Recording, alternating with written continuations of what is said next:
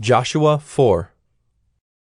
When all the nation had finished passing over the Jordan, the Lord said to Joshua, Take 12 men from the people, from each tribe a man, and command them, saying, Take 12 stones from here out of the midst of the Jordan, from the very place where the priest's feet stood firmly, and bring them over with you and lay them down in the place where you lodge tonight.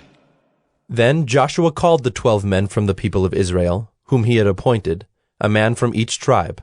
And Joshua said to them, Pass on before the ark of the Lord your God into the midst of the Jordan, and take up each of you a stone upon his shoulder, according to the number of the tribes of the people of Israel, that this may be a sign among you. When your children ask in time to come, What do those stones mean to you? Then you shall tell them that the waters of the Jordan were cut off before the ark of the covenant of the Lord. When it passed over the Jordan, the waters of the Jordan were cut off. So these stones shall be to the people of Israel a memorial forever. And the people of Israel did just as Joshua commanded, and took up 12 stones out of the midst of the Jordan, according to the number of the tribes of the people of Israel, just as the Lord told Joshua. And they carried them over with them to the place where they lodged, and laid them down there. And Joshua set up 12 stones in the midst of the Jordan, in the place where the feet of the priests bearing the ark of the covenant had stood. And they are there to this day. For the priests bearing the ark stood in the midst of the Jordan until everything was finished that the Lord commanded Joshua to tell the people, according to all that Moses had commanded Joshua. The people passed over in haste, and when all the people had finished passing over, the ark of the Lord and the priests passed over before the people. The sons of Reuben and the sons of Gad and the half-tribe of Manasseh passed over armed before the people of Israel, as Moses had told them.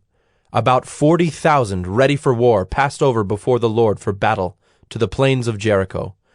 On that day the Lord exalted Joshua in the sight of all Israel, and they stood in awe of him just as they had stood in awe of Moses all the days of his life. And the Lord said to Joshua, Command the priest bearing the ark of the testimony to come up out of the Jordan.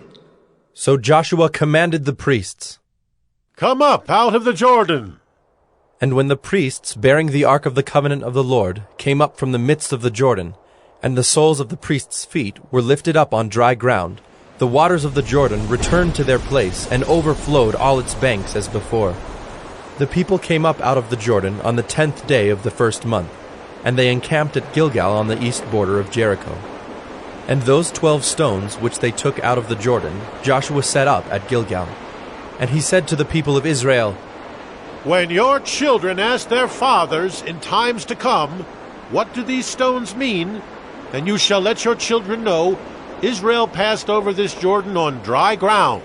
For the Lord your God dried up the waters of the Jordan for you until you passed over, as the Lord your God did to the Red Sea, which he dried up for us until we passed over, so that all the peoples of the earth may know that the hand of the Lord is mighty, that you may fear the Lord your God forever.